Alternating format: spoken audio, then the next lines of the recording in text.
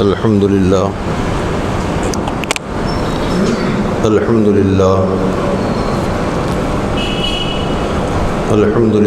نحمده ونستعينه ونستغفره ونؤمن به ونتوكل عليه ونعوذ بالله من شرور أنفسنا ومن سيئات أعمالنا من يهده الله فلا مضل له ومن يضلله فلا هادي له ونشهد أن لا إله إلا الله وحده لا شريك له ونشهد أن سيدنا ونبينا ومولانا محمدا عبده ورسوله أما بعد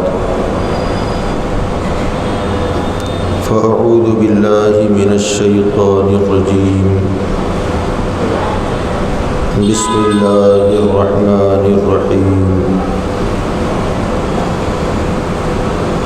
وذكرهم بأيام الله صدق الله مولانا العلي العظيم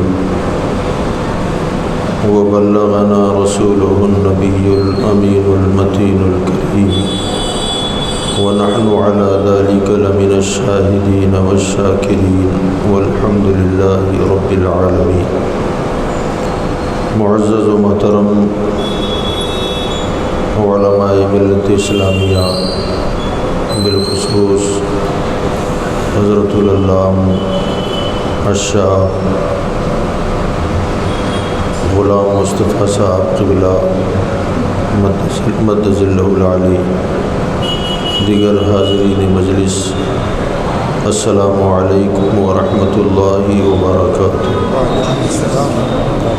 ان اللہ وملائکتہ یصلون علی النبی یا ایھا الذین آمنوا صلوا علیہ وسلموا تسلیما. اللهم صل على سيدنا ونبينا مولانا محمد وعلى آله وأصحابه وبارك وسلم صلاة وسلاما عليك يا سيدي يا رسول الله صلى الله تعالى عليه وسلم. عزیزان ملت اسلامیہ، جیسا کہ ابھی ہم نے آپ نے سنا اور جانتے بھی ہیں ہم سب پہلے سے کہ یہ جو محفل ہے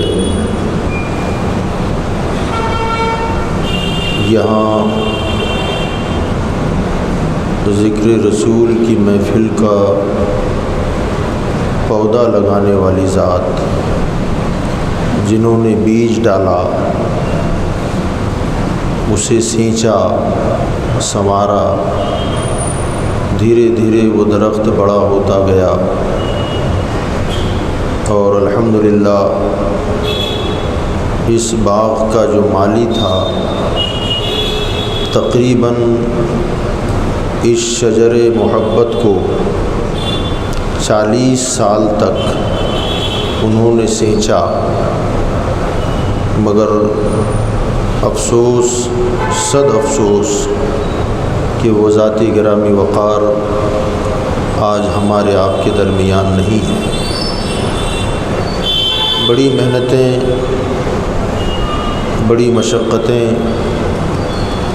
انہوں نے جو اٹھائیں وہ کیا تھیں اور کس طرح تھیں وہ تو خود جانتے ہیں. حضرت چلے گئے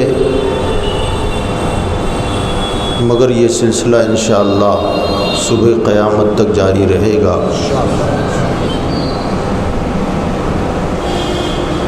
ایک بات کو میں پورے تیقن کے ساتھ عرض کروں کہ اگرچہ یہ سلسلہ جاری رہے گا، علماء آتے رہیں گے، تقاریر ہوتی رہے گی، مگر جو جگہ ہے جو خالی ہوئی اسے پر نہیں کیا جا سکتا. جو عظیم شخصیت حضور اشرف الفقہاء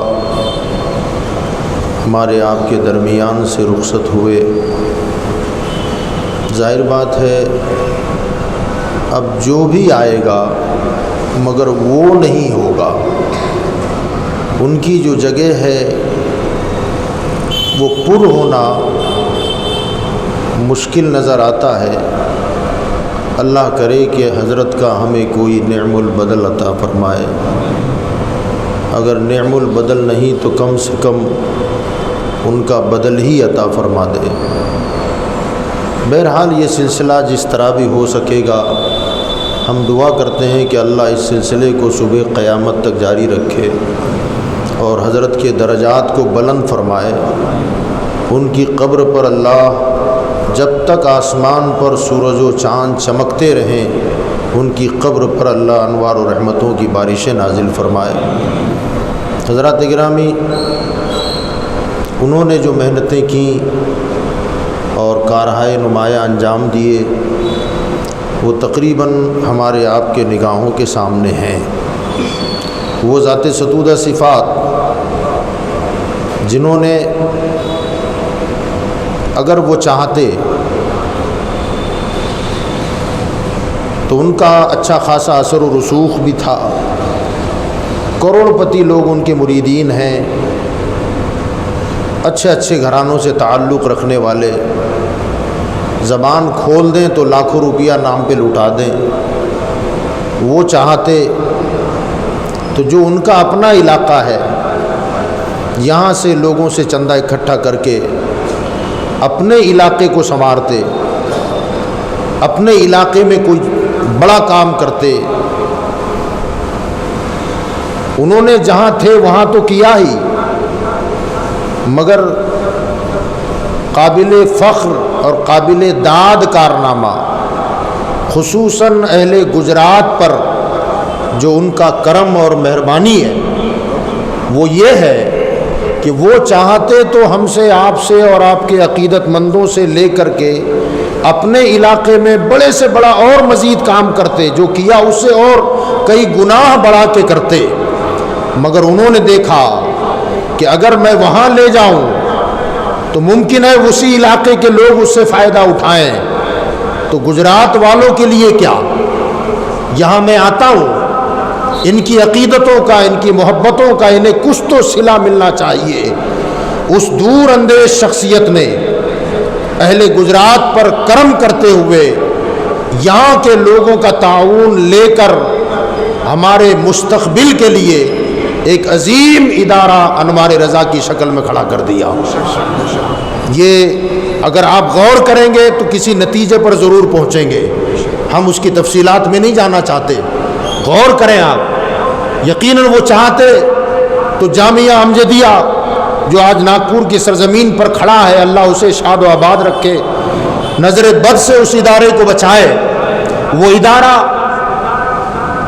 بہت اچھا ہے، مگر ظاہر بات ہے یہاں جو کروڑ روپیہ لگ گیا ہوگا اب تک، یہ سارا فنڈ اگر وہی چلا جاتا تو ظاہر بات ہے وہ ادارہ اور ترقی کر جاتا، مگر حضرت نے اس ادارے میں جو کارنامے انجام دیے وہ تو اپنی جگہ ہیں، مگر اہل گجرات کو انہوں نے بے سہارا نہیں چھوڑا، بلکہ ان کی مہربانی ہے، ان کی کرم نوازی ہے کہ انہوں نے الحمدللہ ہم اہل گجرات پر احسان کیا، کرم کیا کہ ہمارے آپ کے درمیان حضرت تو گئے مگر جاتے ہوئے مولانا غلام مصطفیٰ دے گئے، اور پھر ساتھ میں اتنا بڑا ادارہ چھوڑ گئے کہ آنے والی نسلوں میں انشاءاللہ علم کا فروغ ہوتا رہے گا۔ وہ ادارے کو اللہ تعالیٰ دین دونی رات چوگنی ترقی عطا فرمائے، اور حضرت نے اس ادارے کو قائم کر کے مستقبل میں جو خواب دیکھے تھے اللہ ان خوابوں کو شرمندہ تعبیر فرمائے۔ عزیزان ملت اسلامیہ، بہرحال حضرت رخصت ہوئے، مگر جیسا کہ ابھی ہم نے سنا کہ حضرت کا مزار ناگپور کی سرزمین پر ہے، مگر اس جلسے سے جو انہیں قلبی لگاؤ تھا، مجھے اتنا علم نہیں ہے، آپ بہتر جانتے ہیں، کیا ربیع الاول سے پہلے آپ لوگ فون کر کے دعوت دیتے تھے کہ حضرت آپ کو اس سال بھی آنا ہے؟ انہیں معلوم تھا۔ آپ کا فون کبھی گیا ہو سکتا ہے، کبھی دعوت پہنچی ہو، اگر نہ بھی پہنچی تو مفتی صاحب 29 سے پہلے یہاں حاضر ہو جاتے تھے۔ اس کا سیدھا سا مطلب ہے کہ حضرت کو اس محفل سے روحانی تعلق تھا، قلبی تعلق تھا، اور ہمارا وجدان یہ کہتا ہے کہ اس شخصیت کو جب اس بزم سے قلبی تعلق تھا، وہ تعلق آج بھی ہے۔ یہاں جو چاہے آ کے بولے، مگر ان کی روحانیت یہاں گردش کر رہی ہے، ان کی روح یہاں گھوم رہی ہے کہ یہ جلسہ میرا جلسہ ہے، یہ بزم میری بزم ہے۔ یہاں کے جو آپ یہ اس کے انتظامیہ ہے، انصرام کرنے والے ہیں، ان پر بھی حضرت کی نظر ہے، جو آئے ہیں ان پر بھی نظر ہے، اور جو نہیں آئے ان کو بھی دیکھ رہے ہیں، بیٹا کیوں نہیں آیا؟ جب میں تھا تب آتا تھا، اب میں نہیں ہوں، اگرچہ جسمانی اعتبار سے نہیں ہوں، آخر کیوں نہیں آیا؟ میں نہیں تو کیا ہوا، میری روحانیت تو یہاں موجود ہے، میں نہیں ہوں تو کیا ہوا، میری روح تو تمہیں دیکھ رہی ہے۔ اللہ تعالی حضرت کے روحانی فیضان سے ہم سب کو مالا مال فرمائے۔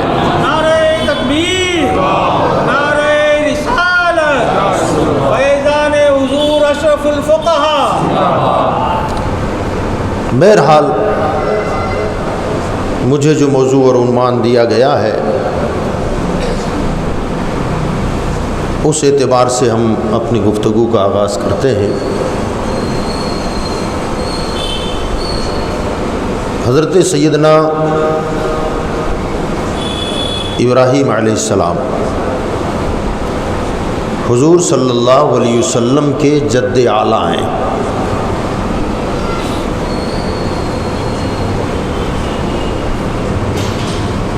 آپ کو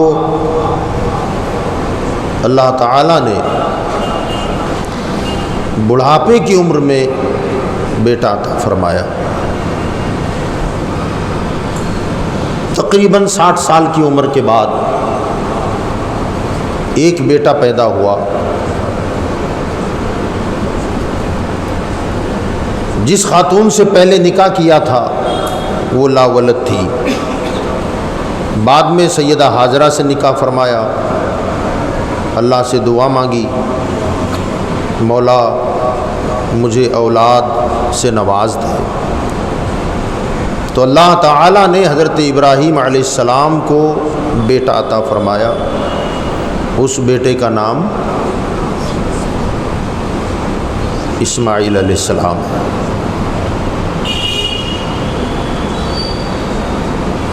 عبرانی زبان میں عیل جو ہے یہ اللہ کا نام ہے۔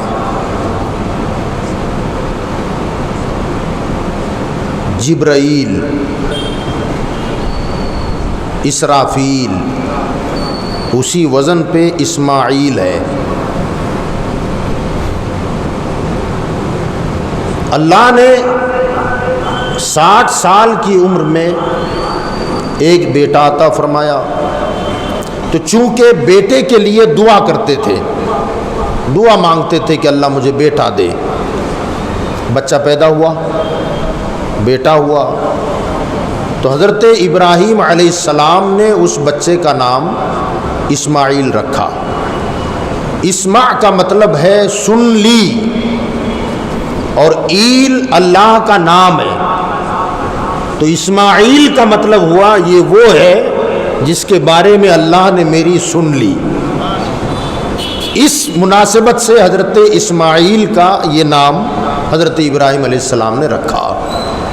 مگر چونکہ بڑھاپے میں بچہ پیدا ہوا تو آپ کی توجہ، محبت، شفقت حضرت اسماعیل علیہ السلام سے بے پناہ، اور جس بیوی سے بچہ پیدا ہوا ظاہر بات ہے اس کی بھی محبت۔ اب جب یہ محبت کا اظہار ہونے لگا تو اللہ تبارک و تعالی نے حضرت ابراہیم علیہ السلام سے فرمایا کہ ابراہیم، اب تک تو صرف تمہارے دل میں ہماری محبت تھی، مگر کیا یہ اب محبت تقسیم ہو گئی، محبت بٹ گئی؟ حضرت ابراہیم علیہ السلام نے عرض کیا باری تعالیٰ محبت بٹی نہیں ہے، تیرے ساتھ جو محبت تھی وہ اب بھی ہے، مگر چونکہ تو نے اپنے کرم سے ہر باپ کے دل میں اولاد کی محبت رکھی ہے، بس یہی محبت ہے۔ اللہ نے فرمایا اگر وہی محبت ہے تو پھر اپنے اس بیٹے اور بیوی کو وادی غیر ذی زرع میں لے جا کر چھوڑ دو۔ واقعی اگر تمہیں ہم سے محبت ہے تو اس محبت کا ثبوت دو۔ پتا چلا محبت کے دعوے کرنا اور ہے، مگر دعوے کے ساتھ جب تک دلیل نہ ہو وہ دعویٰ سچ ثابت نہیں ہو سکتا۔ محبت کا جب دعویٰ ہو تو ساتھ میں دلیل کا ہونا ضروری ہے۔ حضرت ابراہیم نے دعویٰ کیا تھا کہ مولا مجھے تجھ سے محبت ہے، تو اللہ نے فرمایا دلیل پیش کرو۔ اب دلیل میں یہ کہ وادی غیر ذی زرع میں اپنے اس لخت جگر کو، نور نظر کو اور اپنی شریک حیات کو چھوڑ دو۔ حضرت ابراہیم علیہ السلام ملک شام سے نکلے، وادیوں کو پار کیا، جنگلوں کو عبور کیا، پہاڑی سلسلوں کو عبور کیا، اور اس وادی غیر ذی زرع جہاں کوئی ہریالی نہیں، جہاں کوئی درخت نہیں، جہاں کوئی پیڑ پودے نہیں، صرف ریگستان اور پہاڑوں سے گھرا ہوا علاقہ، پتھریلی زمین، جہاں آج ہمارا مکہ آباد ہے، اس زمین پر آئے اور وہاں آ کر کے ایک پہاڑی کی اوٹ میں اپنے لخت جگر اور بیوی کو بٹھال دیا، اور بٹھا کر کے ایک کھجور کی پوٹلی اور پانی کا ایک مشکیزہ دے دیا اور دے کر کے آپ واپس روانہ ہونے لگے۔ حضرت ابراہیم علیہ السلام کی شریک حیات نے دیکھا کہ اس وادی غیر ذی زرع میں جہاں کوئی آبادی نہیں، کوئی انسان نہیں، کوئی چرند و پرند نظر نہیں آتے، جانور نظر نہیں آتے، یہاں بٹھا کر یہ کہاں جا رہے ہیں؟ مگر دوسرے ہی لمحے آپ خود اٹھی اور حضرت ابراہیم کے پیچھے دوڑ پڑی، آواز دینے لگی، اے اللہ کے پیغمبر، اے میرے شوہر سرتاج، ہمیں یہاں چھوڑ کر کہاں جا رہے ہو؟ ہمیں تنہا کیوں چھوڑ رہے ہو؟ آپ نے کوئی جواب نہ دیا، آگے بڑھتے گئے۔ دوسرے ہی لمحے آپ کی شریک حیات حضرت حاجرہ کے دل میں خیال آیا کہ میرا شوہر خالی شوہر نہیں ہے، اللہ کا پیغمبر بھی ہے، اللہ کا نبی بھی ہے، یقیناً یہ کوئی کام اپنی مرضی سے نہیں کرتے، اگر یہ کام وہ کر رہے ہیں ہو نہ ہو یہ خدا کا حکم ہوگا تبھی تو کیا جا رہا ہے۔ آپ نے دوسرے ہی لمحے کہا، اے اللہ کے پیغمبر، اے جناب ابراہیم، کیا ایسا کرنے کا حکم تمہیں رب نے دیا ہے؟ تو حضرت ابراہیم نے صرف نعم کہا، جواب میں صرف ہاں کہا کہ ہاں یہ حکم خدا ہے۔ تو آپ رک گئی اور رک کر کے کہا اگر اس کا حکم ہے تو مجھے امید ہے میرا مولا ہمیں ضائع نہیں ہونے دے گا، ہمیں برباد نہیں ہونے دے گا، آپ جا سکتے ہیں۔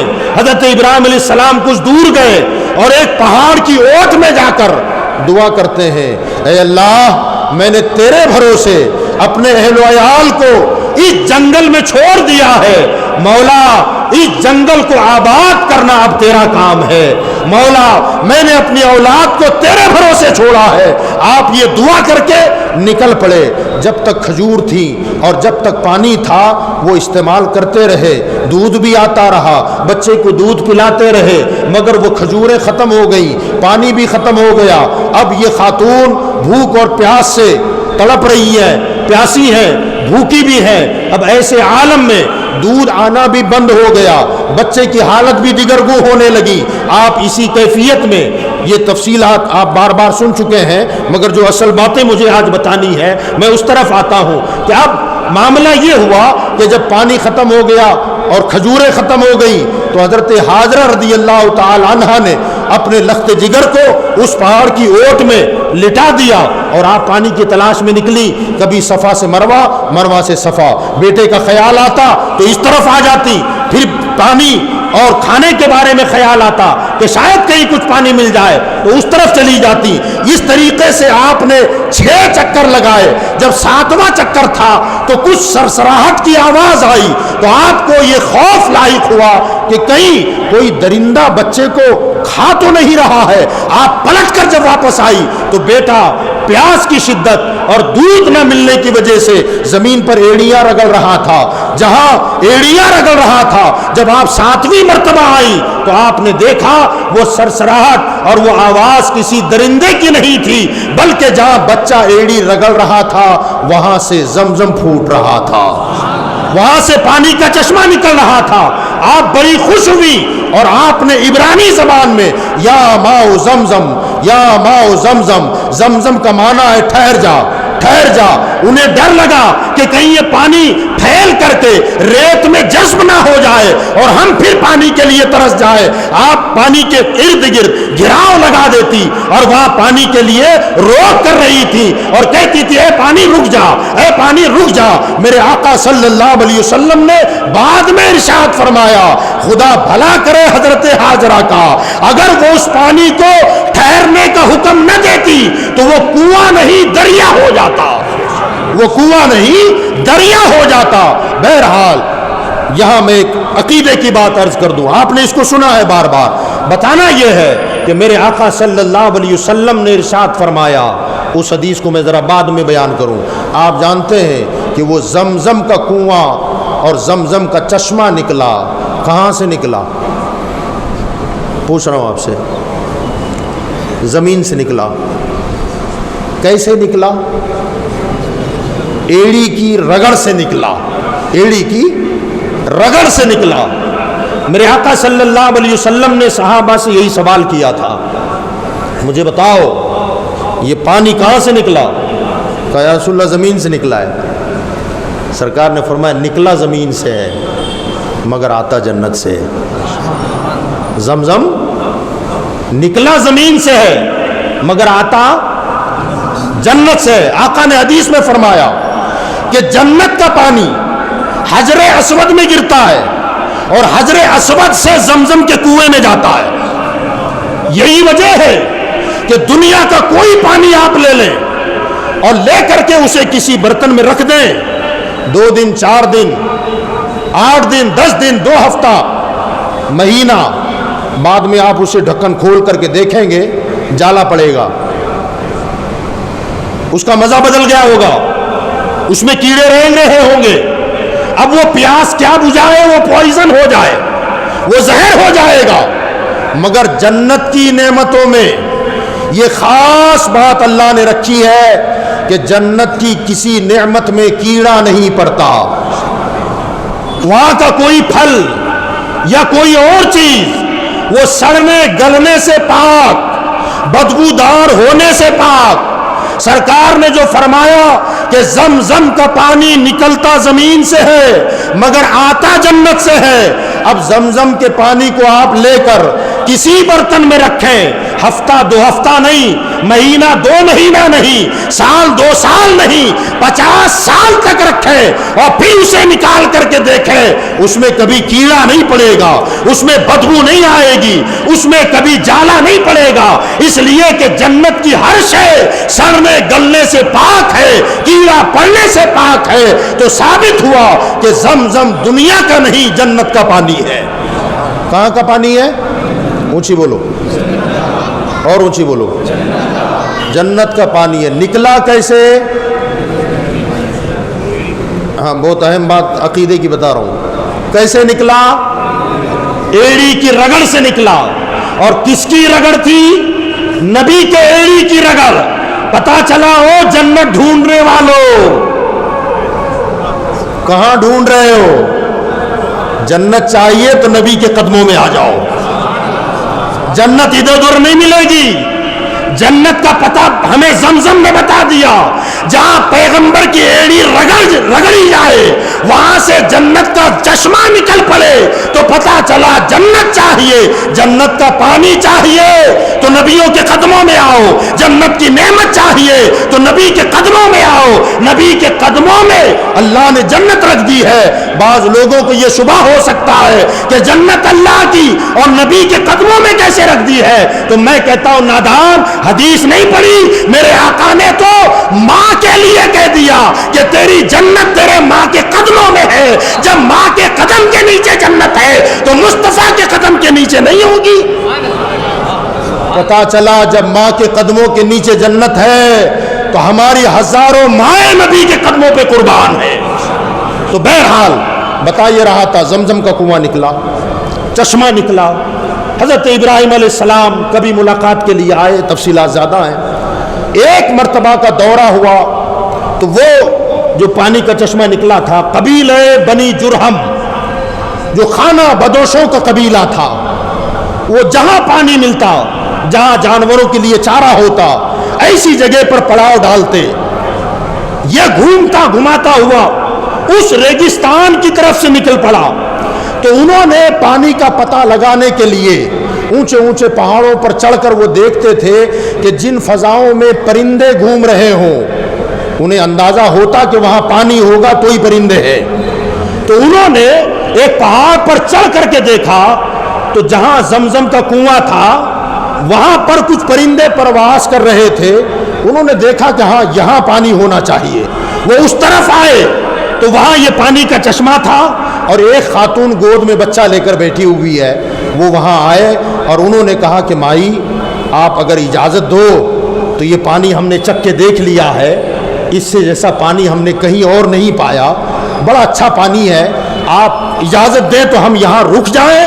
تو حضرت حاجرہ نے کہا کہ میں تمہیں رکنے کی اجازت تو دیتی ہوں، مگر کنواں صرف میرا ہوگا، تمہیں پانی استعمال کرنے کی اجازت ہے مگر کنویں پر حق صرف میرا اور میرے بیٹے کا ہے، اس لیے کہ اللہ نے ہمارے خاطر یہ پانی کا چشمہ نکالا ہے۔ تو انہوں نے اس بات کو مان لیا، وہاں انہوں نے اپنے گھر بنا دیے، خیمے لگا دیے۔ اب دھیرے دھیرے حضرت اسماعیل علیہ السلام بڑے ہونے لگے۔ حضرت ابراہیم جو دعا مانگ کے گئے تھے کہ مولا اس جنگل کو آبادی میں تبدیل فرما دے، اللہ نے ایسا انتظام فرمایا، اب یہاں آبادی ہو گئی۔ حضرت اسماعیل علیہ السلام جوان ہو گئے، اب شادی کے قابل ہو گئے، تو حضرت حاجرہ نے اس قبیلے کے سردار کی بیٹی کے ساتھ اپنے شہزادے کا نکاح کر دیا، شادی ہو گئی۔ اب وقت گزرنے لگا، حضرت ابراہیم علیہ السلام پھر آئے، آنے کے بعد اپنے بیٹے سے ملاقات کی، بیوی سے ملاقات کی، حالات دیکھے آبادی ہو گئی ہے، بڑے خوش ہو گئے۔ اللہ تعالیٰ نے پھر وہی نازل فرمائی، اے ابراہیم یہاں آبادی ہو گئی ہے، تم نے میرے بھروسے اپنے بیٹے کو یہاں چھوڑ دیا تھا، اپنی بیوی کو چھوڑا تھا، اب یہاں پر میرا گھر تعمیر کرو۔ حضرت ابراہیم علیہ السلام نے کہا مولا کہاں تعمیر کروں؟ ارشاد فرمایا جہاں پہلے تھا وہاں تعمیر کرو۔ ایک مستقل ٹاپک ہے، انشاءاللہ کبھی کعبۃ اللہ کے حوالے سے گفتگو ہوگی تو اس پر ہم روشنی ڈالیں گے۔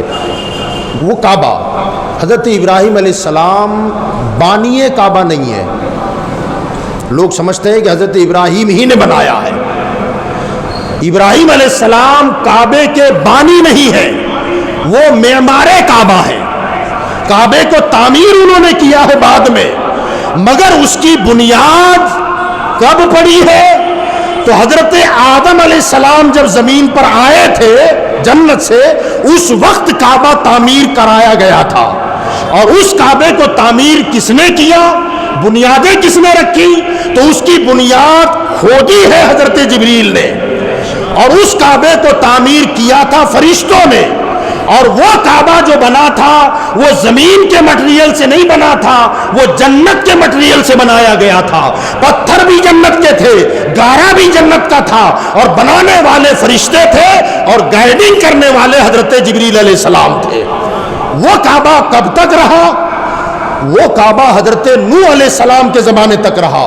نوح کے زمانے میں جب طوفان آیا، اب طوفان نوح کے زمانے میں اس کعبے کی عمارت کو اللہ نے آسمانوں پر اٹھا لیا، مگر اسی عمارت کا ایک پتھر زمین پر رکھ دیا گیا، جو زمین پر چھوڑ دیا گیا تھا وہ پتھر ہی حجر اسود ہے، وہی پتھر حجر اسود ہے۔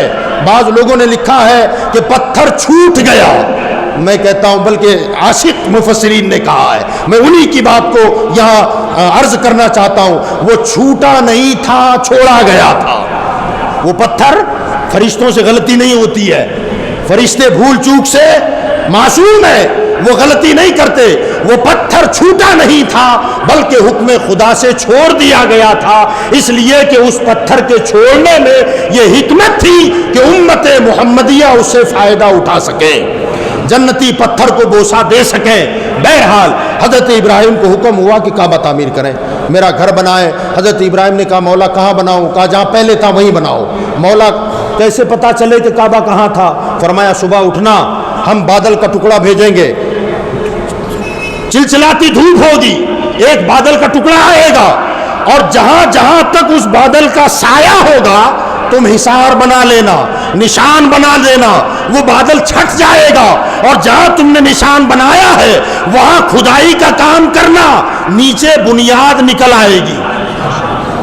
हजरत इब्राहिम सुबह उठे, अपने बेटे इस्माइल अलैहिस्सलाम से कहा कि बेटा, रात को अल्लाह ताला ने मुझे ये हुक्म दिया है कि हम अल्लाह का घर तामीर करें। दोनों मिल कर के वहाँ पहुँचे तो चिलचिलाती धूप में एक बादल का टुकड़ा आ गया, उसने साया किया, आपने जहाँ तक उसका साया था निशान लगा दिया, बादल छट गया। बाद में आपने कुदाल से उसका काम खुदाई का शुरू किया तो नीचे जिब्रील वाली बुनियाद निकल आई। हज़रत जिब्रील अलैहिस्सलाम ने जो बुनियाद रखी थी वो पत्थर नजर आए, आपने उसी पत्थरों के ऊपर उसी बुनियाद पर फिर बाप बेटे ने मिलकर काबा तामीर करना शुरू कर दिया। अब जब काबा तामीर हो गया तो हजरत इब्राहिम अलैहिस्सलाम मकाम इब्राहिम पर खड़े हैं और दुआ कर रहे हैं, रब्बना तक़ब्बल मिन्ना इन्नका अंतस समीउल अलीम। ऐ अल्लाह, ये काम हम दोनों बाप बेटों ने मिल के जो किया है, मौला इस काम को तो अपनी बारगाह में कबूल फरमा। अल्लाह ताला की तरफ से हुक्म हुआ, इब्राहिम तुमने मेरे घर का काम तो कर दिया, गोया मजदूरी कर ली, उजरत मांगो, क्या चाहते हो? इसकी मजदूरी, इसकी उजरत क्या? जो मांगोगे दिया जाएगा। हजरत इब्राहिम अलैहिस्सलाम दुआ कर रहे हैं, आमीन बेटा बोल रहा है, आमीन।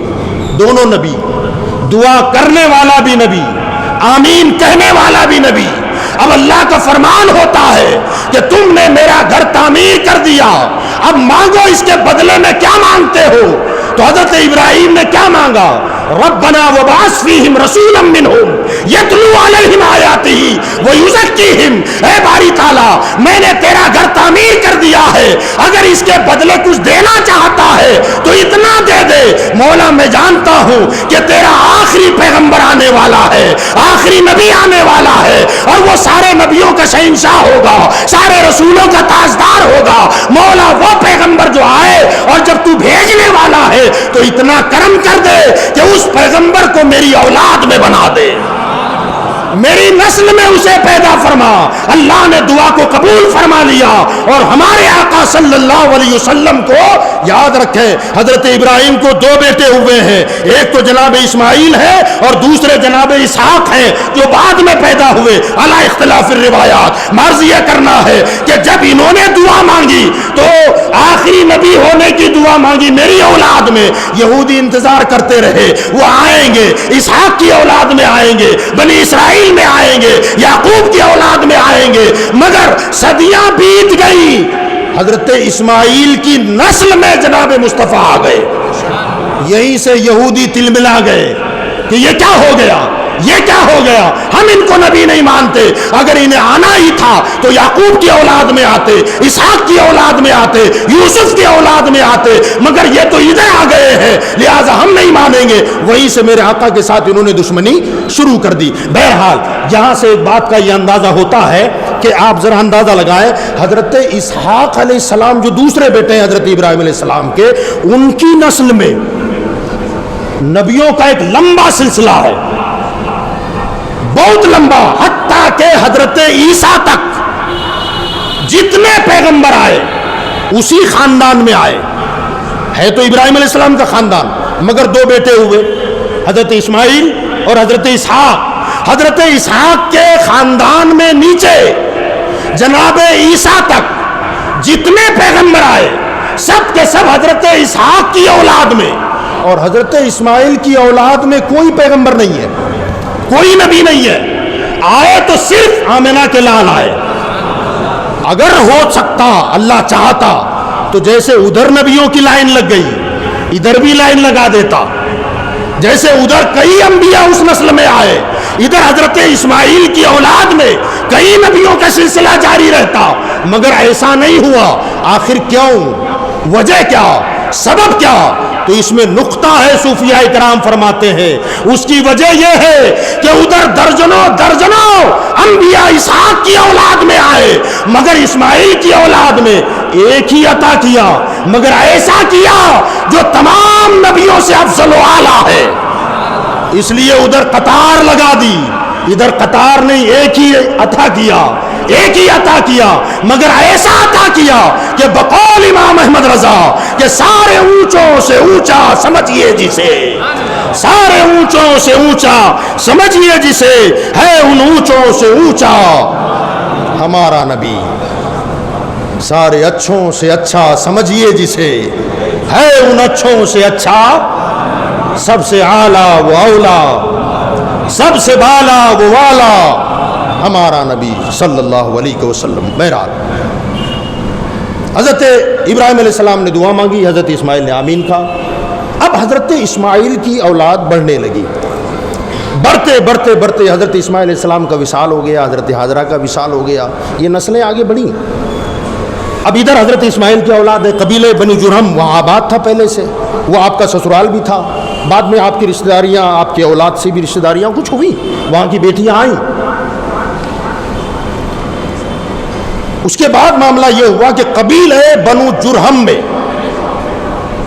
گناہ بڑھ گئے، پاپ بڑھ گئے، تو حضرت اسماعیل علیہ السلام کی جو اولاد تھی ان کے ساتھ باقاعدہ طور پر قبیلہ جرہم کی جنگ ہو گئی۔ اس جنگ میں حضرت اسماعیل علیہ السلام کی اولاد کو اللہ نے کامیابی عطا فرمائی، اور جناب اسماعیل کی نسل میں جو لوگ آباد تھے جب یہ جنگ جیتے تو انہوں نے کہا کہ ہم اللہ کے مقدس گھر کے اگل بغل میں اس شہر میں تمہیں رہنے نہیں دیں گے، شہر بدر ہو جاؤ، ہمارے شہر سے نکل جاؤ، یہ پاکیزہ شہر ہے، بلد امین ہے، یہاں گناہ نہیں ہو سکتا۔ وہ لوگ چڑے ہوئے تھے، جنگ ہارے تھے، انہوں نے کہا کہ صبح ہونے دو، ہم سب پورا شہر چھوڑ کے چلے جائیں گے۔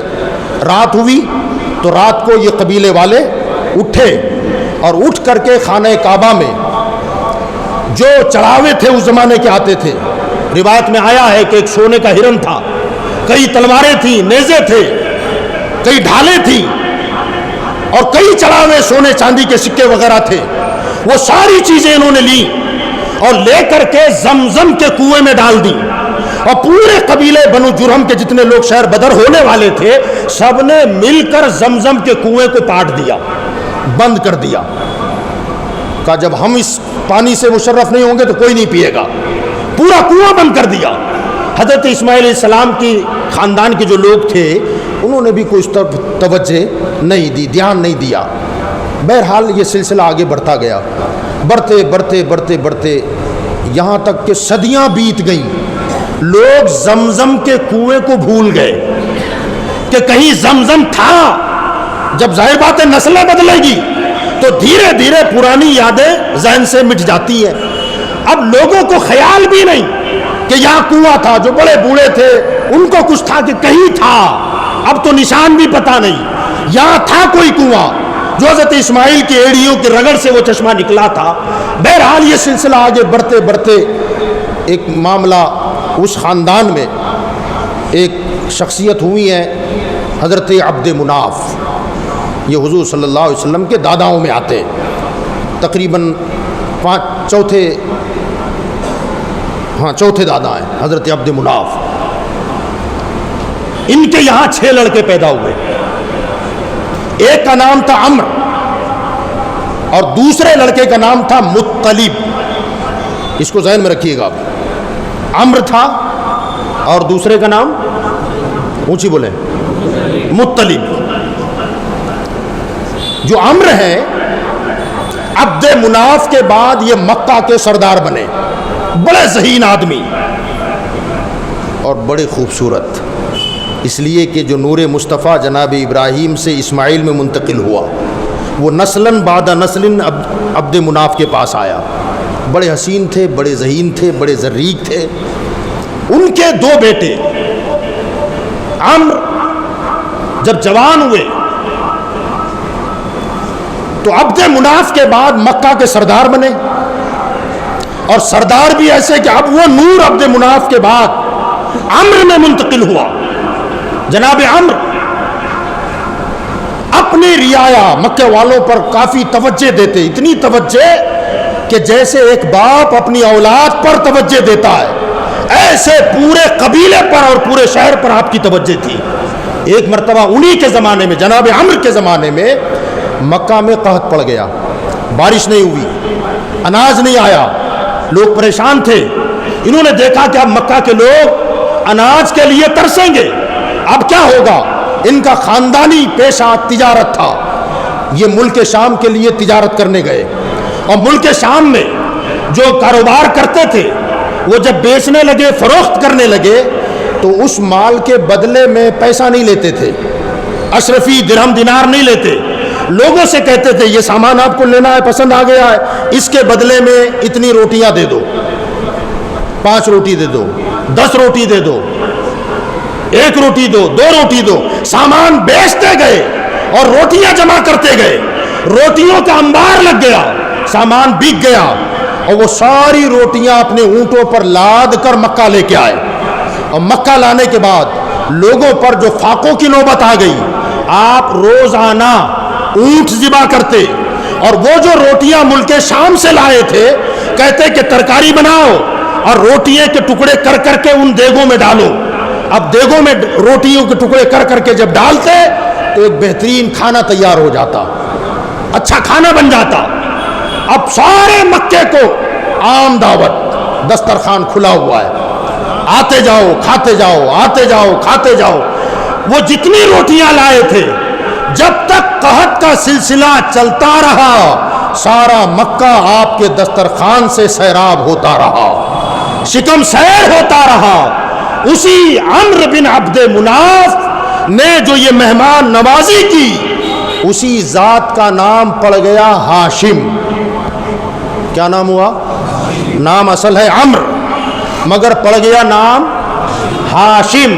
ہاشم کہتے ہیں روٹی کے ٹکڑے کرنے والا، روٹی کے ٹکڑے کرنے والا۔ چونکہ روٹی باسی ہو گئی تھی، اس کے ٹکڑے کر کر کے شوربے میں ڈال کر پورے مکہ والوں کو کھلاتے تھے، اس لیے ان کا نام پڑ گیا ہاشم، روٹی کا چورا کرنے والا۔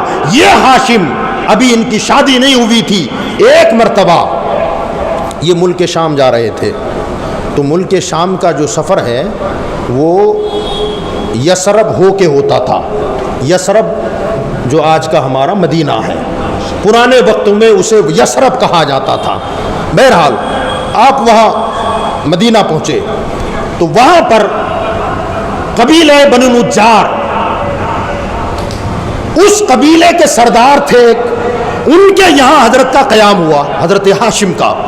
جب ان کا قیام ہوا تو اس سے پہلے انہوں نے ایک خواب دیکھا تھا حضرت ہاشم نے، اور خواب میں ایک نہایتی حسین و جمیل لڑکی ان کو دکھائی گئی تھی، اور کسی کہنے والے نے کہا تھا کہ یہ تمہاری بیوی ہوگی۔ یہ حضرت ہاشم جو ہیں، ان کے حوالے سے آتا ہے کہ ظاہر بات ہے اب وہ نور عبد مناف سے منتقل ہو کر حضرت ہاشم میں نور مصطفیٰ منتقل ہو گیا تھا۔ ان کا چہرہ اتنا خوبصورت، اتنا حسین و جمیل کہ ملک روم کے بادشاہ نے، اس کے عیسائی تھا، وہ علماء نے جب حضرت کو دیکھا تھا تو ہرقل بادشاہ سے کہا تھا کہ اس نوجوان کی پیشانی میں جو نور چمک رہا ہے، ہمارا علم یہ کہتا ہے کہ یہ نور نبی آخر الزماں کا نور ہے۔ ہرقل نے ان سے پیشکش کی تھی کہ آپ میری بیٹی سے نکاح کریں، میں آپ کو اپنی آدھی سلطنت دے دوں گا، مگر حضرت ہاشم نے انکار کر دیا تھا کہ نہ، میں نے خواب میں جس لڑکی کو دیکھا ہے میں اسی لڑکی سے نکاح کروں گا۔ آپ نے بادشاہ کی بیٹی کا رشتہ ٹھکرا دیا۔ جب مدینے آئے اور مدینے آ کر جہاں مہمان بنے تھے تو وہاں پر اتفاق سے ایک لڑکی آپ کے سامنے آ گئی، تو آپ نے اپنے میزبان سے پوچھا کہ یہ جو لڑکی گئی یہ کون ہے؟ تو انہوں نے کہا کہ یہ میری بیٹی ہے۔ کہا نام کیا ہے؟ کہا سلمہ ہے۔ تو آپ نے کہا ہو، جو خواب دیکھا تھا وہ یہی ہے اور نام بھی یہی ہے۔ اب چونکہ 2-4 دن وہاں گزر چکے تھے، دونوں نے ایک دوسرے کو اچھی طرح دیکھ لیا تھا، پرکھ لیا تھا۔ اب ادھر یہ مکہ کے سردار، یہ اپنے قبیلے کے سردار، اور کفو بھی برابر ہوتا تھا. تو انہوں نے کہا اس قبیلہ بنو نجار کے سربراہ سے کہ اگر آپ منظور کریں تو اس لڑکی کے ساتھ میں نکاح کروں. تو انہوں نے کہا اس سے بڑھ کر اور خوش نصیبی کیا ہو سکتی ہے کہ آپ اگر میری لڑکی کا رشتہ مانگ رہے ہیں تو مجھے منظور ہے. انہوں نے رشتہ قبول کر لیا. نام تھا سلمہ. رشتہ قبول کیا مگر سسر نے یہ شرط لگائی میں شادی تو کر دوں گا مگر ہمارے خاندان کا ایک رواج ہے وہ یہ کہ لڑکی کے یہاں جب بچے کی ولادت ہونے کا وقت آئے تو پہلے بچے کی ولادت ہمارے خاندان میں ننیال میں ہوتی ہے. اگر تمہارے یہاں بچے کی ولادت ہونے کا وقت آئے گا تو مجھ سے وعدہ کرو کہ تم اپنی بیوی کو میرے گھر بھیجو گے. تو حضرت ہاشم نے کہا مجھے منظور ہے. نکاح ہو گیا. آپ ملک شام گئے, تجارت کی, واپس آئے, اپنی بیوی کو ساتھ لے کر مکہ آ گئے. مکہ شریف آنے کے بعد کچھ دن گزارا, اللہ کا فضل ہوا, امید بیدار ہوئی, خاتون حاملہ ہو گئی. وعدے کے مطابق اپنی بیوی کو لے کر پھر مکہ سے مدینہ آئے, سسرال چھوڑا اور پھر آپ ملک شام تجارت کے لیے روانہ ہو گئے. خدا کی مشیت, اللہ کی مرضی, حضرت ہاشم ملک شام جانے کے بعد بیمار ہو گئے اور بیمار ایسے پڑے کہ پھر صحت یاب نہ ہو سکے اور ملک شام ہی میں انتقال ہو گیا. اب ان کا انتقال ہوا, ادھر پتہ چلا کہ بچے کی ولادت سے پہلے بچہ یتیم ہو گیا. بہرحال ننیال اچھا خاصا تھا, بیٹی کو وہیں رکھ لیا, بچے کی ولادت ہو گئی. وہ بچہ جب پیدا ہوا حضرت ہاشم کا تو پیدائشی طور پر اس بچے کے سر میں کچھ سفید بال تھے, کچھ سفید بال. یعنی پرانے زمانوں میں ہوتا یہ تھا کہ ایک عمر گزرنے کے بعد بالوں میں سفیدی آتی. اب وہ معاملہ نہیں ہے, اب تو جوانوں کے بھی بال سفید ہو جا رہے ہیں. مگر وہ بڑا تعجب خیز معاملہ تھا کہ آج پیدا ہوا بچہ, اس کے سر میں سفید بال کیسے ہیں. اسی مناسبت سے اس بچے کا نام رکھ دیا گیا شیبہ. عربی میں شیبہ کا معنی ہوتا ہے بوڑھا, تو اس بچے کا نام شیبہ پڑ گیا. اب وہ بچہ ننیال میں پرورش پانے لگا. پرورش پاتے پاتے پاتے وہ بچہ تقریباً 7-8 سال کا ہو گیا. اب ادھر میں نے بتایا تھا عبد مناف کے 6 بیٹے تھے, 6 میں ایک کا نام کیا تھا, پوچھیں یاد رکھا کریں, بولے دوسرے کا مطلب. اب یہ ہمارا گفتگو کا مرکز ہوگا. مطلب. مکہ سے ایک آدمی مدینہ آیا کسی کام سے. جب آیا تو وہ قبیلے بنو نجار جہاں رہتے تھے اس محلے سے گزرا تو اس نے دیکھا ایک بڑے میدان میں بچے تیر اندازی کر رہے ہیں, چھوٹے چھوٹے بچے, اور تیر اندازی کر رہے ہیں کہ بھئی صحیح نشان پر اپنا تیر لگایا جائے. کئی بچے آئے, اب بہت سارے بڑے لوگ بھی وہاں یہ منظر دیکھ رہے تھے. یہ مکہ سے آنے والا بھی وہاں رک گیا, یہ دیکھنے لگا بچے تیر اندازی کر رہے ہیں, نشانے پر لگا رہے ہیں, مگر کسی کا ادھر تیر جاتا, کسی کا ادھر چلا جاتا, کسی کا ادھر چلا جاتا. اتنے میں ایک 7-8 سال کا بچہ اتنا خوبصورت, وہ مکی بندے کا کہنا ہے کہ میں نے زندگی میں اتنا حسین بچہ نہیں دیکھا, اتنا خوبصورت. وہ آیا, آ کر کے اس نے اپنی کمان پہ تیر چڑھایا اور چڑھا کر کے جب نشانہ تاکا تو برابر جہاں نشان تھا وہیں لگا دیا, اور جب لگایا تو اپنی کمان کو لہراتے ہوئے بڑے فخریہ انداز میں کہتا ہے انا ابن سید البطھا, انا ابن ہاشم. تو اس نے کہا سید البطھا, بطھا تو مکہ کی وادی کو کہتے ہیں. یہ کہہ رہا ہے کہ میں وادی بطھا کے سردار کا بیٹا ہوں, میں ہاشم کا بیٹا ہوں, مکہ کے سردار کا بیٹا ہوں. تو یہ بندہ چونک گیا, اس کے قریب آیا بچے کے, کہا بیٹا کیا نام ہے؟ کہا میرا نام شیبہ ہے. کہا وادی بطھا کے سردار کے بیٹے ہو؟ کہاں. کہا نام کیا تمہارے ابا کا؟ کہا ہاشم. کہا تم ہاشم کے بیٹے ہو؟ تو کہا ہاں میں ہاشم کا بیٹا ہوں. بس وہ بات اس کے دل میں گھر کر گئی کہ یہ بچہ یتیم ہے اور ننیال میں ہے. واپس گئے مکہ. جانے کے بعد جناب مطلب ان کو بلایا اور بلا کر کے کہا یار تمہارا اتنا عالی شان خاندان قبیلہ قریش, تمہارے بھائی کا بیٹا یتیمی کی زندگی وہاں گزار رہا ہے, کیا یہ بہتر نہیں ہے کہ اپنے بھتیجے کو وہاں سے یہاں لاؤ اور اپنے ماحول کے مطابق اس کی تربیت کرو، تعلیم کا انتظام کرو، اور جب بچہ بڑا ہو جائے تو اس کے باپ کی جو وراثت ہے اسے دے دی جائے؟ اور چونکہ اس کا جو باپ ہے وہ مکہ کا سردار تھا، تو انہوں نے کہا یار اس بچے کو لے آؤ۔ جناب مطلب اس کی بات پر آمادہ ہوئے اور مدینہ گئے۔ مدینہ جا کر اپنی بھابھی سے اور بچے کے نانا سے کہا کہ میں اپنی بھابھی اور اپنے بھتیجے کو لے کے واپس جانا چاہتا ہوں۔ تو آپ حضرت ہاشم کی بیوی نے کہا کہ نہ میں تو اب نہیں آؤں گی اور مجھے اب دوسرا نکاح بھی نہیں کرنا ہے، اور وہاں میں آ کے کروں گی کیا، میں اپنے باپ کے ساتھ خوش ہوں۔ بہرحال بچے کے مستقبل کی خاطر میں اپنے بیٹے کو تمہارے ساتھ جانے کی اجازت دیتی ہوں، آپ اسے لے جائیں۔ اس بچے کو جناب مطلب لے کر مکہ آئے۔ مکہ جب پہنچے تو دوپہر کا وقت تھا، اور مکہ کے معمول کے مطابق دوپہر کے وقت میں لوگ ٹولیاں بنا بنا کر، گروپ بنا بنا کر حرم میں بیٹھتے تھے، اور اس زمانے کا دستور بھی تھا، آج بھی ہے، کہ جب بھی باہر سے آدمی آئے تو گھر جانے سے پہلے وہ کعبے کا طواف کرتا اور پھر گھر جاتا تھا۔ یہ سیدھے حرم میں آئے تو یہ بچہ اونٹ پر بیٹھا ہوا تھا، جو ٹولیاں بنا بنا کے لوگ بیٹھے تھے وہ دوڑ پڑے اور آ کر کہنے لگے مطلب اتنا خوبصورت بچہ کہاں سے لایا، کس کا ہے، کہاں ملا؟ اب چونکہ وہ دور غلامی کا تھا تو جناب مطلب نے یہ کہا کہ یہ میرا غلام ہے، یہ میرا، عربی زبان میں غلام کو عبد بھی کہتے ہیں۔ کیا کہتے ہیں؟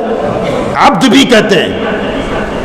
یہاں بھی عقیدے کی بات ہے، عربی زبان میں غلام کو عبد بھی کہتے ہیں۔ تو انہوں نے کہا یہ میرا غلام ہے۔ لوگوں نے کہا اتنا خوبصورت کتنے میں خریدا، بہت قیمت دی ہوگی۔ پھر جناب مطلب مسکرائے، فرمایا نہ یار میرا غلام نہیں ہے، یہ میرے بھائی ہاشم کا بیٹا ہے۔ تو وہ شیبہ جو بچہ تھا نا، وہ شیبہ نام بھول گئے لوگ، اب اس بچے کا نام پڑ گیا عبد المطلب۔ سمجھ گئے ہوں گے آپ کہاں پہنچے، کیا نام پڑ گیا؟ عبد المطلب، مطلب کا غلام۔ کیا نام پڑا؟ عبد المطلب، مطلب کا غلام۔ یا عقیدے کی بات یہ کہ بعض لوگ عبد المصطفیٰ نام رکھنے کو شرک سمجھتے ہیں، عبد المصطفیٰ نام کو شرک سمجھتے ہیں، عبد النبی کو شرک سمجھتے ہیں، تو عبد المطلب پر کیا فتویٰ لگے گا؟ اگر عبد کا معنی بندہ ہی ہے تو عربی زبان میں غلام کو بھی عبد کہتے ہیں، تو جب عبد المصطفیٰ ہے تو اس کا مطلب مصطفیٰ کا بندہ نہیں، مصطفیٰ کا غلام ہے، مصطفیٰ کا غلام ہے۔ آپ اٹھا کے دیکھیں یہ کتابیں بیشتی زیور وغیرہ، عبد النبی جس نے نام رکھا اس نے شرک کیا، عبد النبی جس نے نام رکھا اس نے شرک کیا۔ ارے نادان، عبد النبی کا مطلب نبی کا بندہ اس معنی کر عبادت گزار کے معنی میں نہیں ہے، بلکہ یہاں غلام مصطفیٰ کے معنی میں ہے، یہاں غلام مصطفیٰ کے معنی میں۔ بہرحال اس بچے کا اصلی نام لوگ بھول گئے، شیبہ، اور اس بچے کا نام پڑ گیا، اونچی بولیں، اب سمجھ گئے آپ یہ عبد المطلب کون ہے؟ اونچی بولو۔ ہاں، یہ بچہ بڑا ذہین، بڑا خوبصورت، بڑا حسین، روایتوں میں آیا ہے کہ ان کے جسم سے ہمیشہ کستوری کی خوشبو آتی تھی، کستوری کی مہک آتی تھی۔ یہ بچہ جوان ہوا، جوان ہونے کے بعد انہوں نے نکاح کیا، شادی کی، اللہ نے ایک بیٹا انہیں عطا فرمایا جن کا نام تھا حارث۔ اس بچے کا نام حارث تھا۔ اب جب یہ بیٹا پیدا ہوا، تفصیلات زیادہ ہے، کسی موقع پر انشاءاللہ جہاں سیرت رسول کا درس ہوگا اس میں انشاءاللہ اس کو تفصیل سے ہم عرض کریں گے۔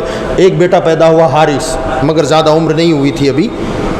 اسی دوران حضرت عبد المطلب حرم کعبہ میں سوئے ہوئے تھے، اچانک خواب دیکھا، کوئی آنے والا خواب میں آیا اور آ کر کہتا ہے یا عبد المطلب احفر طیبہ، اے عبد المطلب طیبہ کو کھودو۔ یہ ابھی پوچھنے والے تھے یہ طیبہ کیا ہے، وہ خواب میں آنے والا غائب ہو گیا, ان کی آنکھ کھل گئی. دوسرے دن پھر سوئے, پھر خواب آیا, یا عبد المطلب اغفر مجنونہ, مجنونہ کو کھودو. یہ بھی پوچھنا چاہتے تھے کہ یہ مجنونہ کیا ہے. آنے والا غائب ہو گیا, آنکھ کھل گئی. کہا یار یہ کیا خواب ہے, کیا معاملہ ہے. تیسرے دن پھر سوئے, خواب میں پھر آنے والا آیا, کہا یا عبد المطلب اغفر زمزم, زمزم کھودو. عبد المطلب نے کہا زمزم کیا ہے؟ تو فرمایا تمہارے عظیم باپ کی وراثت ہے. کہا یہ ہے کہاں, میں اسے کھودوں, یہ ہے کہاں؟ فرمایا کہ یہ گوبر اور خون کے بیچ میں ہے. کہا گوبر اور خون؟ کہا مجھے کیسے پتا چلے گا؟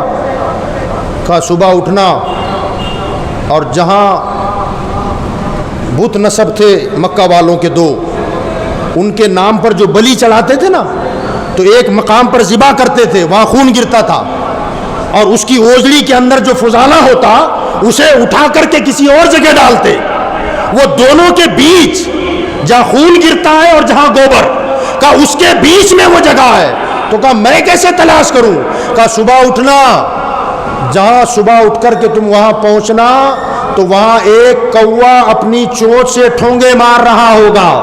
سمجھ لینا زمزم کا کنواں تمہارے والد کی وراثت وہی ہے, اسے کھودو اور دنیا والوں کو اس پانی سے سیراب کرو.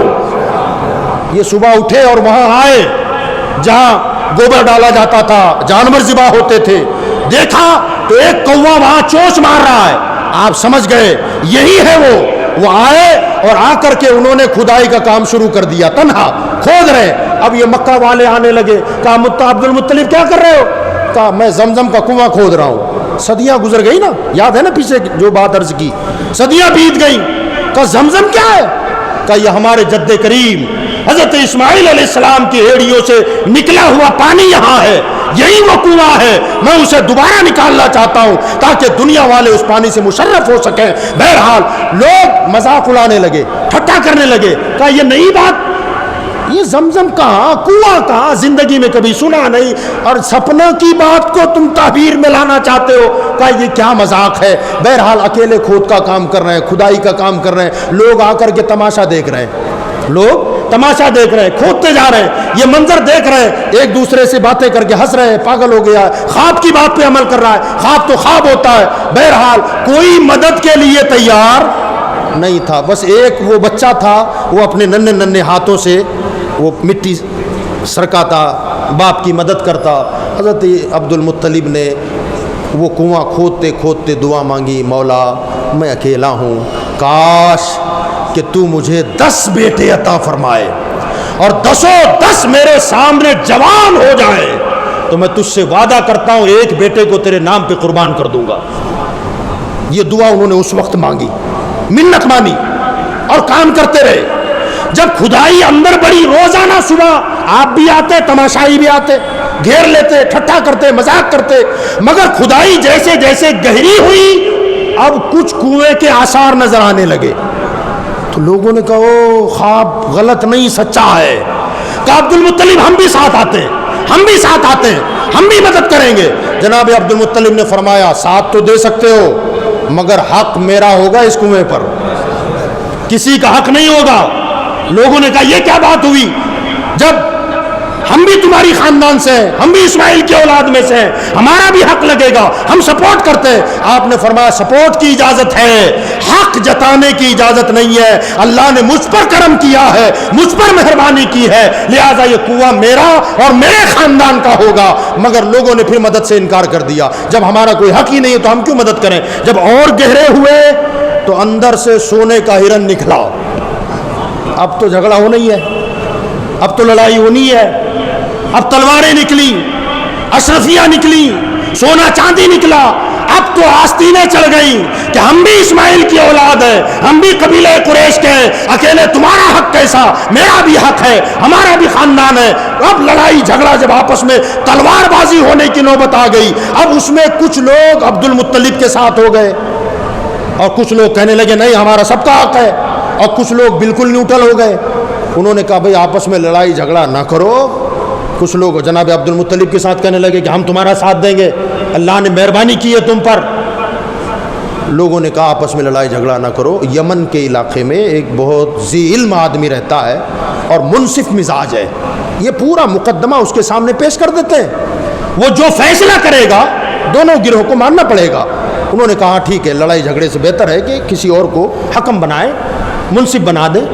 اب جناب عبد المطلب کے ساتھ جو لوگ ہو گئے تھے نا سپورٹ میں، وہ بھی اور جو آپ کے مخالف تھے وہ بھی، انہوں نے اپنی سواریاں تیار کی اور یمن کے لیے روانہ ہو گئے.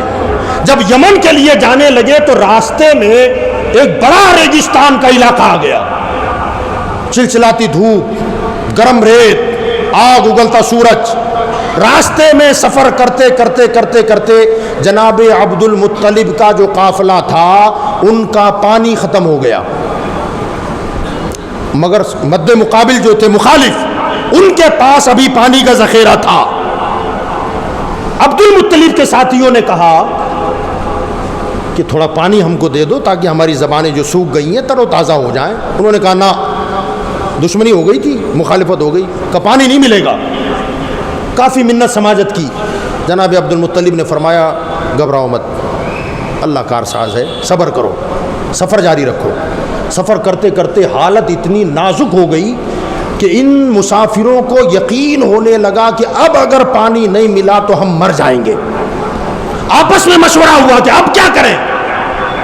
تو فرمایا رک جاؤ، اونٹوں سے اتر جاؤ. سارے لوگ اونٹوں سے اتر گئے، وہ بھی اتر گئے ذرا دور فاصلے پر، ان کے پاس پانی تھا. اب نوبت یہاں تک آئی کہ مشورے میں یہ طے ہوا کہ سب مل کے اپنی اپنی قبریں کھودو اور انتظار کرو موت کا.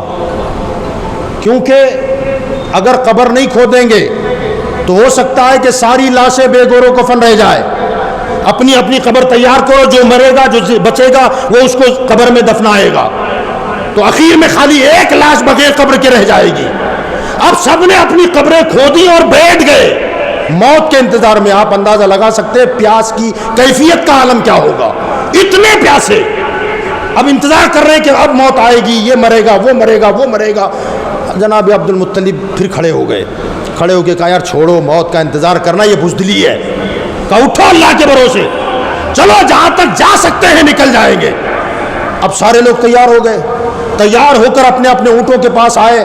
جناب عبد المطلب نے اپنے اونٹ کو اٹھایا، بیٹھے اس پر اور اٹھایا. جیسے ہی اونٹ اٹھا تو اونٹ کے پیر کے نیچے سے پانی کا چشمہ نکل پڑا، پانی ابل پڑا. جب پانی کا چشمہ نکلا اس ریگستان میں تو ان کی زبانوں سے تو نعرے بلند ہونے لگے، کہو اللہ نے کیا کرم کر دیا، کیا کرم کر دیا. اب پانی کو انہوں نے تھوڑا گڈھا بنایا، مشکیزیں بھرے، اونٹوں کو پلایا، خود پینے لگے. حضرت عبد المطلب نے فرمایا ان کو بھی بلا لو.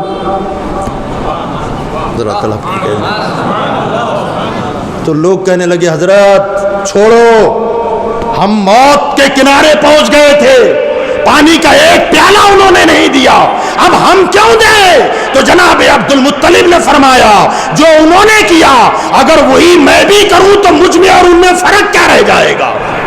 یہ ہے نور مصطفیٰ کا فیضان، یہ ہے مصطفیٰ کے نور کی برکتیں. کا بلاؤ ان کو. بلایا گیا، انہوں نے بھی پانی کے مشکیزیں بھرے اور جناب عبد المطلب سے سب نے مل کے کہا عبد المطلب اب آگے نہیں جانا ہے، اب آگے نہیں جانا ہے، واپس چلو، فیصلہ ہو گیا. جناب عبد المطلب نے فرمایا کیا فیصلہ ہوا؟ کہ زمزم تمہارا ہے. کا بھی فیصلہ تو کسی نے کیا نہیں، میرا کیسے ہو گیا؟ فرمایا کہنے لگے عبد المطلب جو خدا اس ریگستان میں تمہارے اونٹ کے پیر کے نیچے سے پانی کا چشمہ جاری کر سکتا ہے، یقیناً زمزم بھی اس نے تمہارے ہی لیے ظاہر فرمایا ہے. اس لیے زمزم تمہارا ہی حق ہے اور تمہارے خاندان ہی کا حق ہے، لہٰذا زمزم آپ کا ہے. واپس آ گئے، زمزم کی پھر کھدائی ہو گئی اور یہ آپ نے پھر ایک کے بعد دیگر کئی نکاح فرمائے، شادیاں فرمائیں. اللہ تعالیٰ نے ان کی دعا کو قبول فرماتے ہوئے حضرت عبد المطلب کو 10 کے بجائے 12 بیٹے عطا فرمائے، اور 12 بیٹے بھی ایسے کہ جناب عبد المطلب کے نگاہ کے سامنے سب جوان ہوئے، سب کے سب جوان ہوئے۔ ان 12 بیٹوں میں ایک بیٹے جناب عبداللہ ہیں۔ اگلی بات انشاءاللہ کل ہوگی۔ وما علینا الا البلاغ۔